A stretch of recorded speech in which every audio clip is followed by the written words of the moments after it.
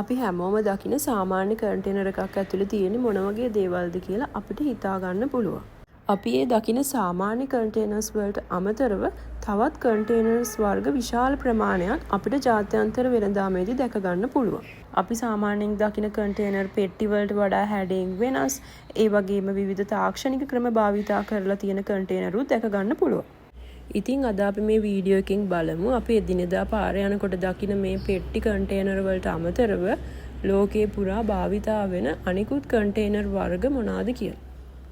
මුලින්ම අපි බලමු රීෆර් කන්ටේනර් එකක් කියන්නේ මොකක්ද කියලා.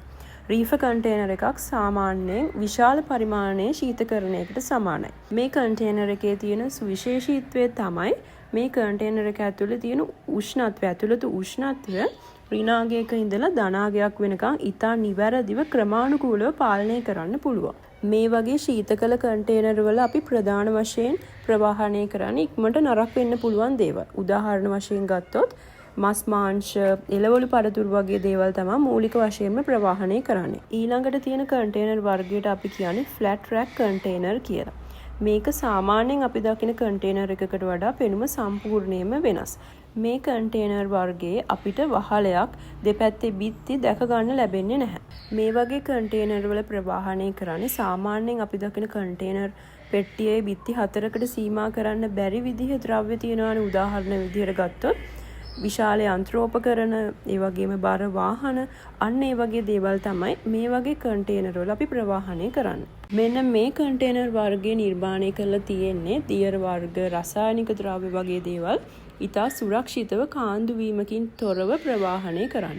මේ කන්ටේනර් වර්ගයට අපි කියන්නේ ටැංක් කන්ටේනර් කියලා. මේ කන්ටේනර් වර්ගය නිපදවලා තියෙන ඉතා සුවිශේෂී හැඩයකට.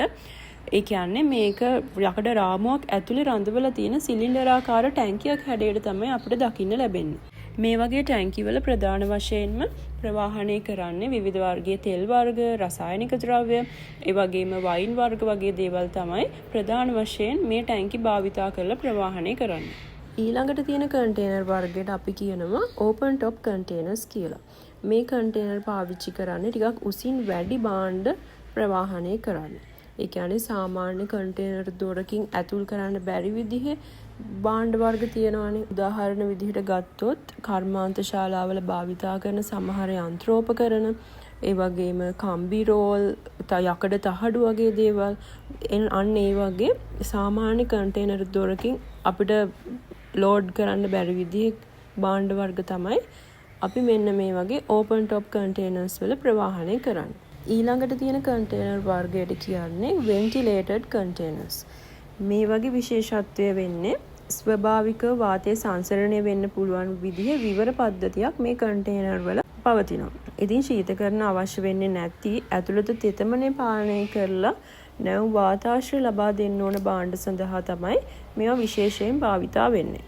උදාහරණ විදිහට ගත්තොත් කොෆි බීන්ස්, කොකෝවා, ලූණු අල වගේ දේවල්, ඒ වගේම කුළුබඩු වර්ග නරක් වෙන්නේ නැතුව ප්‍රවාහනය කරන්න මේ වගේ කන්ටේනර්ස් භාවිතා කරනවා. මේ තියෙන කන්ටේනර් වලට කියන්නේ ඉන්සියුලේටඩ් කන්ටේනර්ස් කියලා. ඒ කියන්නේ මේවා තාප පරිවරණය කළ කන්ටේනර් වර්ග විශේෂයක්. මේකෙන් වෙන්නේ කන්ටේනරයේ බිත්ති, ඒ වගේම වහලය තාපය ගමන් කරන්න බැරි විදිහට විශේෂ පරිවරණ ද්‍රව්‍ය යොදාගෙන හදලා තියෙන එක. මේ කන්ටේනර් විශේෂයේ රීෆර් කන්ටේනර් එකක් වගේ කූලින් යුනිට් එකක් නැහැ. ඒ වෙනුවට මේවා කරන්නේ ඇතුළත තියෙන උෂ්ණත්වය පිටත රස්නය නිසා වෙනස් වෙන්න දෙන්නේ නැතුව ඒ විදිහටම ආරක්ෂා කරන එක. ඉතින් මේ කන්ටේනර් වලිනුත් සිද්ධ වෙන්නේ යම්කිසි උෂ්ණත්ව මට්ටමක් ස්ථිරවම රඳා පවත්වගෙන යන්න ඕන ද්‍රව්‍ය ප්‍රවාහනය කරන්න පාවිච්චි කරන එක. ඉතින් මේ තියෙන්නේ අපි අර එදිනදා දකින කන්ටේනර් පෙට්ටියට අමතරව ජාත්‍යන්තර වෙළඳාමේදී භාවිතා කරන තවත් ප්‍රධාන කන්ටේනර් වර්ග කිහිපයක් විතරයි. මීට අමතරව තව කන්ටේනර් වර්ග විශාල ප්‍රමාණයක් තියෙනවා ඒ අදාළ භාණ්ඩවල සුවිශේෂීත්වය අනුව භාවිතා කරන. ඒ වගේම මේ හැම කන්ටේනර් වර්ගයක්ම අපිට ප්‍රමාණ දෙකකින් දැක ගන්න පුළුවන්.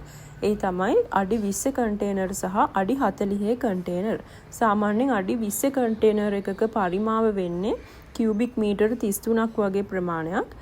ඒ වගේම අඩි 40ක කන්ටේනර් එකක පරිමාව දල වශයෙන් කියුබික් මීටර් 67ක් වගේ වෙනවා. ඊට අමතරව හයි කියුබ් කියලා කන්ටේනර් වර්ගයක් තියෙනවා. මේ කන්ටේනර් සාමාන්‍ය කන්ටේනර් එකකට වඩා අඩියක් විතර උසින් වැඩි. ඒ වගේම අඩියක් විතර උසින් වැඩි වෙන හින්දා මේකේ පරිමාවත් ඒ හා සමානවම වැඩි වෙනවා.